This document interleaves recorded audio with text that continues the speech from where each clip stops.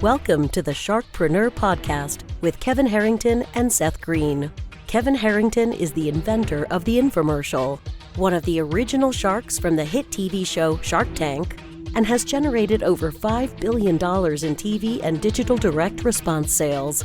Seth Greene is the world's first trusted authority on cutting-edge direct response marketing, a best-selling author, and the only 3-time Marketer of the Year nominee. On the podcast, Kevin and Seth interview sharkpreneurs who share straight talk on what it takes to explode your business. 49 faces looked to him in triumph. Over the last 12 months, they had each taken turns and promoted his business for a week at a time, driving over $987,342 in revenue. What if you had a network of 50 centers of influence who promoted your business every week for a year? Grab your copy of the #1 Amazon best-selling book, The Ultimate Guide to Growing Your Business with a Podcast, at 33% off the Amazon price by going to ultimatepodcastbook.com. Again, that website for 33% off the Amazon price is ultimatepodcastbook.com. Welcome to the podcast. This is your co-host, Seth Greene. Today, I've got the good fortune to be with Nicole Grinnell of Bosun Solutions. Nicole, thanks so much for joining us. Thank you for having me, Seth. Excited to be here. Our pleasure. So let's go back in time a little bit. How did you get started? Very good question. So I fell into kind of entrepreneurship accidentally. Corporate life was being an EA and served that for many years, had the person I was supporting retire, and was sort of like, well, you know what? Let me just kind of see what this virtual assistant thing is about. This is circa 2017. And really what I found was we were tapping into a need to really support small business owners. So kind of flipped the script on myself, and instead of being a virtual assistant, now was looking to provide staffing solutions to business owners. And that's where we are today. Awesome. So tell me a little bit about what Bosun does and who you do it for. Yeah, so we're primarily focused on small business. What I really saw when we started was there was a gap between traditional staffing, traditional employment, and what small business owners needed. There was a lot of space for some fractional work. At this time, that was even like a new term coming up, but really seeing that there was a way to provide everything that a small business needs, but in a model that was economical for them to be able to grow. Awesome. So let's dive in. What does everything a small business needs mean? Oh, man. Well, when you're first starting out, right, you're every hat from sales all the way to accounting and the final invoice and everything in between. And so what we wanted to say is, okay, well, you may not be able to bring in an operations manager, a marketing director, you still need that support. So what is a way that we could do that fractionally? So now we're taking people that for 5 hours a week are handling all of your marketing needs. For 15 hours a week, they're handling your operations and making sure customers are being taken care of. So we kind of built the bench that every business aspires to get to, but allowed you to bring that in at a sooner place in your business route. That is awesome. So kind of go a little bit more in detail on the differences between your fractional staffing model and hiring full-time or traditional staffing services. Yeah, so we actually offer both, but I would tell you it's really just where the time and place that you are as a business owner. So I personally, even though we're 8 years in, I have a combination of both because I don't think every role needs it at every stage. So for instance, the person who's handling our social media, she works about 5 hours a week, and she's been doing that for 3 years. That's all that our business really needed at that time. And so that's a great way to still have that market presence. Be able to send newsletters out to your clients, but you don't need to bring a marketing director or feel as the owner you need to bring that in. I think that traditional employment and fractional can go together. A lot of times we see people where they've got an amazing sales rep, but he's falling behind on all the little things, right? The follow-up, logging into CRMs, et cetera. So we'll bring in a sales assistant to work alongside of them for 5 or 10 hours a week and help with those things in the cracks instead of just going, well, now we need another salesperson. So I really think that they work in tandem. And that's really what we try to lay out to our clients. That makes a lot of sense. Who is an ideal client for you?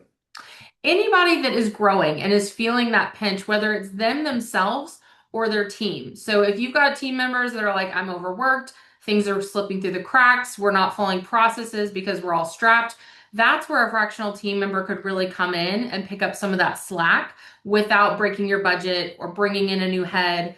Or if you are to that place, like, hey, we're growing and we really need to bring in a whole nother full-time person, we also can help with that. Awesome. And then how and where are you sourcing candidates from? How are you getting people? Yeah, so we've been doing it almost 9 years now, which is crazy to say. So we've developed a lot of our own networks. I would tell you that we equally focus on the candidates that we're bringing in as well as clients. So we've built up a reputation that's bringing a lot of people to us organically. But primarily, it's a lot of direct outreach. So we're going to career fairs, we're working with colleges, we're doing business groups. We do a lot of construction. So we're in construction groups and people looking for employment. So we want to keep our name and face out there, have a great candidate experience for our people that brings happy team members to our clients. Awesome. And how do you talk a little bit about your process of matching the candidate to the business owner, to the employer? This is actually my favorite part because I feel like I've been in all shoes. I've been the employee, I've been the owner, I've been the manager. So I really love to sit down with the business manager or the hiring manager and just really hear their pain points. So, yes, there is a resume and skill sets we want to follow, but like, talk to me about your culture. Talk to me about team members that maybe it hasn't worked. What was rubbing wrong? What was right? And then let's really hone in on that to bring that person. We use a lot of personality assessments, things that really kind of help us give an insight to that candidate. But ultimately, like, I've been in your shoes when I'm talking to a client. So just tell me what you need. And that's what we're going to go find. Awesome. What are some of the biggest mistakes business owners are making that you're helping them solve? In the hiring world, I would tell you it's like warm body syndrome, right? They hit that point where they're just exhausted, team members are overworked, and they're just plugging and playing somebody that happens to come across their desk. They're not taking the time to fully vet. And honestly, like, recruiting can become a full-time job, and interviewing is a real skill set. So if that's not your day-to-day, sometimes what happens is you're not asking the right questions. You may not even be asking questions at all. I can't tell you how many business owners I see that just talk about the company, themselves, the culture, and then they walk away and they're like, okay, yeah, he seems like a nice guy. Let's do it. And it's like, you don't know anything about him. You didn't even ask anything. So just trying to be proactive in your hiring so that you can take the time to really vet, because a bad hire is a costly hire in more ways than financial. Absolutely. How do you, as a business owner, manage a diverse remote workforce? That's a great question. So a lot of team building, a lot of making sure that we're tapped in and, being with each other, Zoom, obviously tools. We do meetups once a year at least to kind of get that face-to-face time. And then really just understanding and respecting everybody's schedules, making sure that the work is being done, we're servicing clients. But I think, team and culture is the biggest part of that. You've helped a lot of business owners grow. What's your biggest challenge now? Ooh, that's a great question. I would say probably, many business owners feel this is just replicating yourself. You will get to that point where it's like, okay, now I need to fully replicate myself. You may have replicated parts of yourself. So for me right now, that is business development and sales. I have always kind of been the person, I'm sure many business owners feel this way, where like they want to talk to you. You're the guy that's been closing, you're the guy that has the relationship and replicating that. So replication of yourself as a business owner is a hard piece. Absolutely. Your passion is obvious. What do you like best about what you're doing? I honestly love solutions. I love figuring out ways. I think it's my executive assistant background. I always joke that there wasn't a task that landed on my desk I didn't have to solve or figure out a way to solve it. And so this is just another microcosm of that, to be able to say, what is it you need? Let me find that person and bring that solution to you.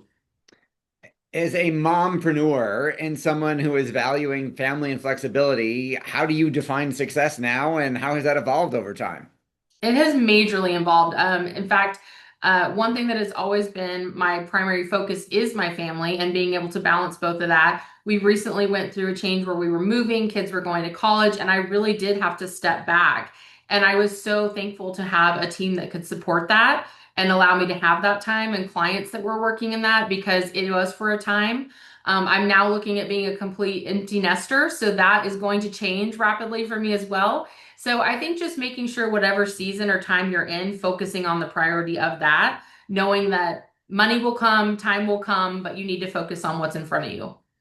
Awesome. I think you recently started another division of the company on the podcasting side. Tell us about that. Yeah, so that was another kind of like accidental business out of a solution where a business owner had asked us, hey, I really need to get some more exposure. Again, circa 2017 when podcasts were up and coming. And we were like, let's try this out. And what we found was it was just this fantastic way to have conversations, get your message out there, repurpose that content, build. I mean, I could go on the fringe benefits.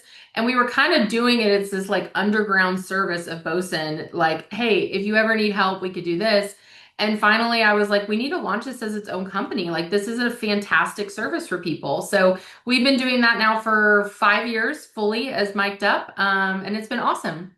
Well, congratulations on that. If you could go back in time and give your younger self some advice when you were just starting out, what would you tell yourself? Oh man, so many things, right? Like so many things. I would say somebody told me this at the beginning. I didn't follow it all the time, but now I like live by it is like stay in the middle. Don't go too high, don't go too low. You're going to have days where you are literally a punching bag from everyone, from clients to team members. Don't go into a ditch. And then you're going to have days where everything seems like it's swimming, nothing could possibly go wrong. Also not true. So try to stay in the middle, stay true to who you are, stay true to your values, to your customer service, and you'll be able to ride those waves a lot easier. That is great advice. For our folks who are watching and listening and want to learn more, where's the best place for them to go to learn about both companies? Yeah, so for staffing and any talent needs, it's bosunsolutions.com, so BOSUN. And then if you're interested in doing podcasts, it's mic'dupbooking.com, so MICDUP booking.com. Awesome. And what do you do when you're not, you mentioned about to be an empty nester. What do you do for fun? We love to travel. That is definitely like our hobby. I love exploring and showing the kids the world and all the different things. Also big sports family. So yeah, we love to have a good time, honestly. What you mentioned travel. What's the favorite place or two that you've been? Oh, okay. Montana like took my heart totally. Like it just completely captured me. I'm from California, but Montana was like another level to me. We just started going internationally, which is shocking as much as we do travel. So did London and Paris, and that was just insightful in so many ways. So a lot of things on our bucket list, but every place we travel is a unique experience of its own. So when people say like, "Where's the place you want to go?" I'm like, "Tell me what vibe you're wanting. What experience do you want?" And that's where I'll recommend. Awesome. What are some of the books you've read that have had the biggest impact on you? That's a great question. So I'm gonna be honest, I'm not a big reader, but I love documentaries. I love documentaries. So love a masterclass. Marcus Lemonis is the guy that I follow in business like crazy. Like literally, I'm kind of obsessed with him. So anything in the docuseries, love a Shark Tank. Just Sharkpreneur, loved that. So I really love hearing directly from business owners and like their experience, what they learned from. Like I find that so valuable. Awesome. You've helped so many business owners. Can you share a story or two about what you were able to help your clients accomplish? Oh, that's amazing. So my biggest one that I love is it was actually our very first client and he was breaking out from a law firm and was going to start his own. And it was my first client, so my first sale. It was like very nerve-wracking altogether, but we have literally grown together for 9 years. I've seen his grow his firm. We have staffed so many people from attorneys to paralegals to front desk people. And just being a part of that and being a resource to him when he hits that growth stage to say, hey, I'm ready for the next paralegal. I'm ready for the next assistant, whatever that is. It's just been so awesome to watch people's successes. That makes a lot of sense. Well, we know your time is incredibly valuable. We greatly appreciate you spending some of it with us. This has been Seth Greene with Nicole Grinnell from Bosun Solutions and Mic'd Up. Nicole, thank you so much for joining us. Thank you for having me, Seth. Appreciate it. You are welcome. Our pleasure. Thank you, everybody, for watching or listening. We will talk to you or see you next time. Why do so many businesses struggle while others seem to explode overnight? Do you wish you had the secret to this type of exponential growth? Now, I've scaled more than 20 businesses to over $100 million, and it's not just luck. In my new book with Mark Tim, Mentor to Millions, you'll learn the repeatable framework I use in all my business ventures for massive success. Order at kevinmentor.com and get over $1,000 in bonuses. Head to kevinmentor.com.